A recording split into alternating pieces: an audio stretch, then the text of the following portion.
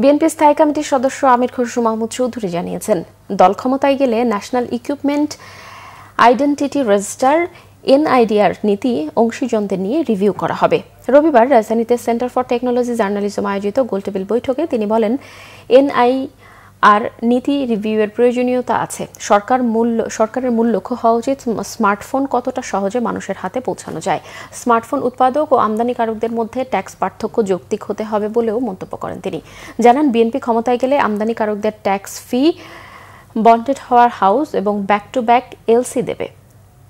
NEIR বর্তমান নীতি বাস্তবায়ন হলে স্মার্টফোনের বাজার একচেটিয়া হবে এবং দাম আরও বাড়বে আশঙ্কা প্রকাশ করেন আমির খসরু। সেলফোন এই পণ্যটি বাংলাদেশের মানুষের হাতে আমি কত সহজে তুলে দিতে পারবো, এক নম্বর প্রায়োরিটি। একটি গণতান্ত্রিক সরকার যদি আসে, তাদের প্রধান প্রায়োরিটি হবে যে এই পণ্যটি যেটার গুরুত্ব এত বেশি, যেটার উপর নির্ভর করে আমাদের আগামী অর্থনীতির অনেক সিদ্ধান্ত জড়িত থাকবে, সেটা আমরা সবচেয়ে কম দামে কেন দিতে পারি না, সেই বিষয়টা আমরা বিবেচনায়